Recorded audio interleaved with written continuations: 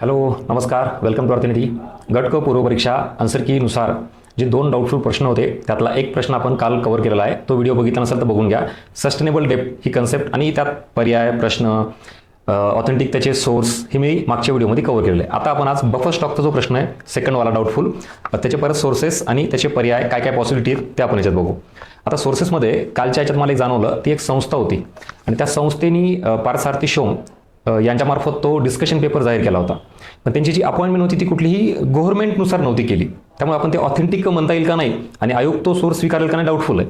Same इथंही जर आपण कुठल्या रेफरन्स बुकचे सोर्स दिले तर परत तो रेफरन्स बुक, तो ऑथर, मग त्यांचा काही काय म्हणतो आपण त्याला, गव्हर्नमेंटच्या कुठल्या बुक संदर्भात संबंध येतो का, मग तेवढं व्हॅलिडेशन त्यांना आहे का वगैरे, हा जर त्याचा प्रश्न येतो. म्हणून मी इथं कुठल्याही रेफरन्स बुकमधला पार्ट न घेता डायरेक्टली गव्हर्नमेंट सर्वे, बजेट आणि PIB जे जे काय सोर्स असतील ते कम्प्लिटली गव्हर्नमेंटचे आहेत. म्हणजे असं नको की तो रेफरन्स सरकार किंवा ह्याचा नाही आहे बेस त्याला सरकारचा आणि मग आयोग असं म्हणेल की नाही हे रेफरन्स बुकमधलं आहे, म्हणजे ते ऑथरचं ओपिनियन झालं, असं व्हायला नको. त्यामुळे त्याला बेस मी पूर्ण दिलेला आहे आणि हे टेलिग्रामला मी टाकतो. त्याच्या अगोदर थोडा एक जुना प्रश्न कंबाईन मेन्सचा, तिथंही विद्यार्थ्यांनी हेच सगळं केलं होतं की आपण जे उत्तर दिलं होतं तेच खरं असं म्हणतो. प्रश्न कोण खरं कोण खोटं, चूक बरोबर, त्याच्यापेक्षा माझं म्हणणं आहे जरा काही गोष्टी ह्या ज्या आहेत त्या मान्य केल्या पाहिजे. निरपेक्ष दारिद्र्याबाबत आयोगाने असेच 2 कन्फ्युजिंग ऑप्शन टाकले होते, उष्मांक आणि उत्पन्न. दोन्हीही त्याच्या संबंधित आहे. आपला प्रॉब्लेम हा आहे की आपल्याला कन्सेप्ट ह्या व्यवस्थित माहिती नसल्यामुळे असा गोंधळ होतो. सर नाही हे पण येतं ना ते पण येतं. मग इथं हेही त्याच्या रिलेटेड आहे पण हे आयोगाने दिलं नाही. का नाही दिलं, त्याला कन्सेप्टचा बेस आहे. आता ते तिथपर्यंत आपण पोहोचलो नाही, हा त्याचा फार मोठा परिणाम आहे. म्हणून अर्थनीती पॅटर्न जड का जातो किंवा आपण ज्यावेळेला टीचिंग करतो किंवा काय, बऱ्याच जणांना न झेपण्याचं कारण आहे की तिथपर्यंत पोहोचत नाहीत. म्हणून हे आपण तिथं फर्स्ट आन्सर कीमध्ये सांगितलं होतं आयोगाने बरोबर हे परत उत्तर तिथं दिलेलं आहे. असो, सांगण्याचा मुद्दा हा आहे की ही पण तशीच कन्सेप्ट आहे. तुम्ही उत्तर जर हे दिलं असेल एक, तर सगळ्यांचं काय म्हणणं, आयोगाने पण हेच दिलं सर आणि हेच बरोबर आहे. मग हे चुकीचं कुठं म्हणतो मी, हे बरोबरच आहे ना जे आयोगाने दिलेलं आहे. पण जर आयोगाने आता हा दुसरा पर्याय कॉम्बिनेशनचा दिला नसता, असा अ आणि ड कॉम्बिनेशनचा, ह्याचा तर विषय येतच नाही. हे तर बरोबरच आहे, हे काय चुकीचं नाही, पण हेही बरोबरच आहे ड, म्हणून हा प्रॉब्लेम येतो. आणि त्यातही पर्याय उपलब्ध आहे, आपल्याला अवेलेबल आहे, म्हणून इकडे जायला आपल्याला चान्स आहे. त्यामुळे इथं ह्यांनी उत्तर दिलं ते असं वाटतं की नाही ही कन्सेप्ट अशीच बरोबर आहे. तर त्यांच्यासाठी अजून एक बघा, बफर स्टॉक ही जर कन्सेप्ट, आता तुम्ही तेवढ्या डेपनी गेला नाहीत, हा तुमचा प्रॉब्लेम आहे. तर ह्याचा मेन उद्देश काय लक्षात घ्या. मुख्य उद्देश प्रामुख्याने जर असं विचारलं असता, मेनली अन्नधान्याचे बफर स्टॉक कशाकरिता केलं जातं, प्रामुख्याने कशाकरिता केलं जातं, मुख्यतः कशाकरिता केलं जातं असेल तर हा एक पर्याय बरोबर होता. पण इथं कुठलाही तसा शब्द नाही, स्ट्रेट फॉरवर्ड क्लिअर कट आहे. म्हणल्यानंतर हे तर येईलच आहे, हे नाकारता येत नाही. या इकडं चला, गव्हर्नमेंटचा सोर्स टाक तुम्ही. आता हे बजेट डॉक्युमेंटचं आहे. येस, अर्थनीती बाय गजानन बस्के टेलिग्राम चॅनलवर तुम्हाला ही PDF येऊन जाईल. जशी काल सस्टेनेबल डेपची मी टाकलेली ती, त्याच्यामध्ये कालचा जुना PO1 पण टाकला. या इथं हे बफर स्टॉक, त्याच्या संदर्भात 3 पॉईंट दिलेत त्यांनी. म्हणजे का बफर स्टॉक केला जातो, त्यातला पहिला पॉईंट आहे फूड सिक्युरिटी. ठीक आहे. सेकंड हे इथं मंथली रिलीज किंवा ह्याला आपण PDS म्हणू, पब्लिक डिस्ट्रीब्युशन सिस्टीम. आणि थर्ड पॉईंट आहे मोस्ट इम्पॉर्टंट, मार्केट इंटरव्हेन्शन.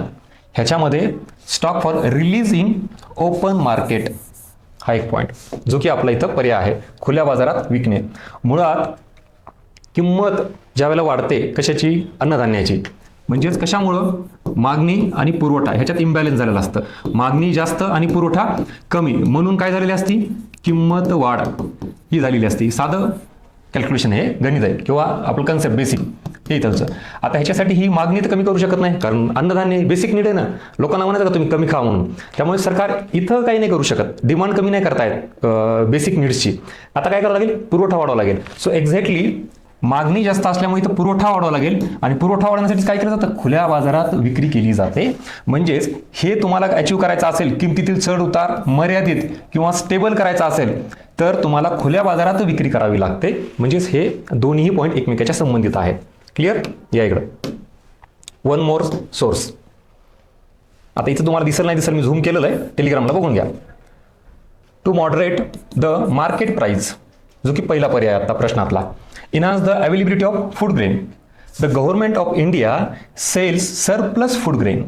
आता तुम्ही परत म्हणाल सर सरप्लस आहे, एक्झॅक्टली. मुळात बफर स्टॉकच हा एक्सेस उत्पादनाचा असतो आणि मग वेगवेगळ्या सिच्युएशनमध्ये तुम्हाला इथं सांगतो बघा, ज्या वेळेला फूड इन्फ्लेशन असतं तेव्हा ते स्टेबल करायचं असतं. साठेबाजीला आळा घालण्यासाठी अजून मोस्ट इम्पॉर्टंट, जर काही नॅचरल कॅलेमिटी आली, डिझास्टर आलं, त्यावेळेला सुद्धा हा बफर स्टॉकचा जो काही एक्सेसचा पार्ट आहे तो मार्केटमध्ये सोडला जातो. PDS त्याच्या व्यतिरिक्त बरं का, अशा बऱ्याच स्कीम आहेत की जे कमी किमतीला विकलं जातं. त्याच्या व्यतिरिक्तही अन्नधान्याचा पुरवठा वाढवण्यासाठी हा बफर स्टॉक मार्केटमध्ये आणला जातो, ओपन मार्केटमध्ये सेल केला जातो, असं इथं क्लिअर कट दिलेलं आहे. अजून हे पण बघून घ्या तुम्ही डॉक्युमेंट, मी ते तेवढ्याला बॉक्स केलेला आहे.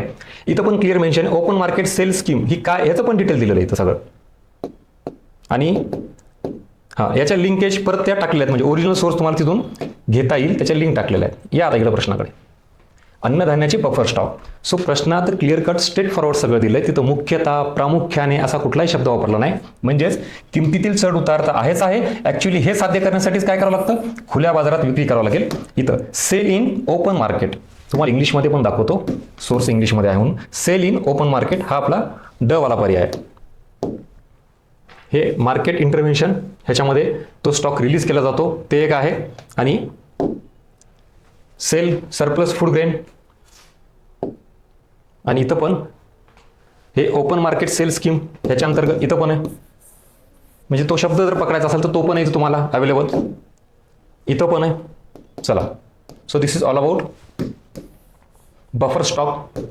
हा आयोगाने आत्ता उत्तर हे दिलेलं आहे. आता आयोग बदलल न बदल तो पूर्ण आयोगाचा अधिकार. मी म्हणलं तुम्हाला काही प्रश्न तर असे आहेत की सेकंड आन्सर कीनुसार क्लिअर कट चुकीचं उत्तर आहे, पण आयोगाने तसंच ठेवलंय, बदललं नाही. त्यामुळे हे बदलल न बदलल आय डोंट नो, पण बफर स्टॉक ही कन्सेप्ट जी आहे ना, तुम्ही तुमच्या उत्तरानुसार घेऊ नका. तुमच्या काही जणांची हे उत्तर आले म्हणजे हेच बफर स्टॉक कन्सेप्ट आहे असं नाहीये. हे कॉम्बिनेशन जर आयोगाने दिलं नसतं तर आपण तेही मान्य केलं असतं, पण ते कॉम्बिनेशन दिल्यामुळे दुसरा पर्याय ही सुद्धा योग्य आहे.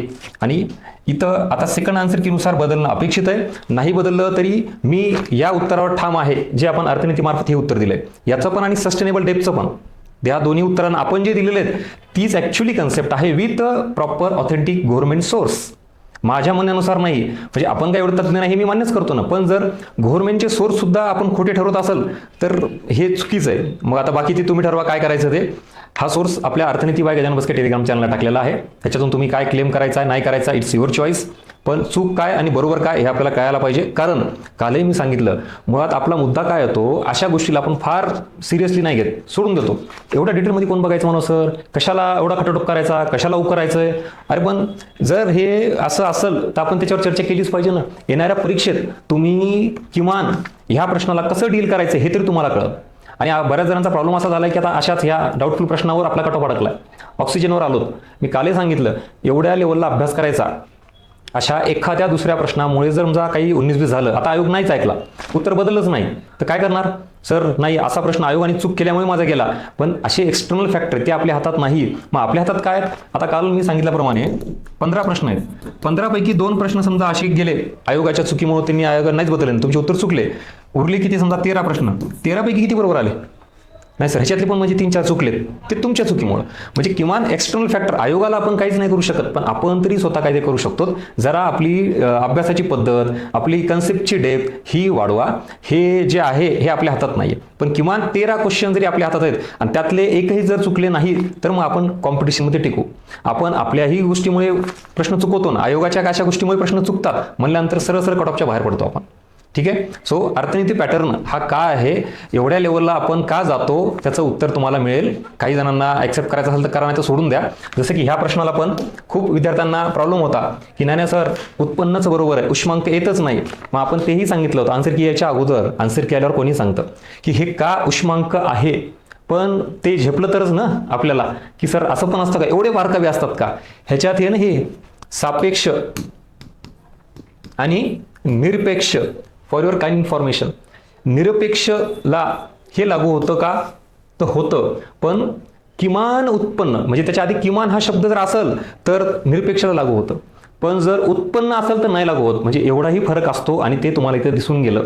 म्हणजे आपल्याला जर मार्क घ्यायचे असतील अशा लेवलचे तर कन्सेप्टही त्याच लेवलनं शिकली पाहिजे. त्यामुळे तुम्हाला जर या सगळ्या गोष्टी वाटत असतील जड किचकट, तर आता आपल्याला बदलावं लागेल, कारण कॉम्पिटिशन आणि हाय कट ऑफ हा सगळा अशा लेवलला चाललाय की आपण आपली लेवल बदलली पाहिजे. आणि मग हा सगळा कंटेंट तुम्हाला आपल्या यूट्यूब चॅनलला, टेलिग्राम चॅनलला मिळत जाईल. तुम्हाला कम्फर्टेबल असेल तर सबस्क्राईब करा आणि जॉईन करा. अदरवाईज डोक्यावरून जात असेल तर बाजूला गेला तरी चालेल. बाकी तुम्ही तुमच्या पद्धतीने अभ्यास चालू द्या बिंदास. 2-3 वर्ष 4 वर्ष ठरून जर आला असाल करायचं तर मुबारक तुम्हाला, ऑल द बेस्ट त्याच्यासाठी. चला, हा प्रश्न आणि याचा सगळा सोर्स आपल्या टेलिग्रामला मिळून जाईल. आणि इन डिटेल जशी कन्सेप्ट पुढे तुम्हाला कळत जाईल तसं हे लक्षात येईल काय चूक आणि काय बरोबर. चलो, सो भेटूया परत पुढच्या एका व्हिडिओमध्ये. Thank you so much.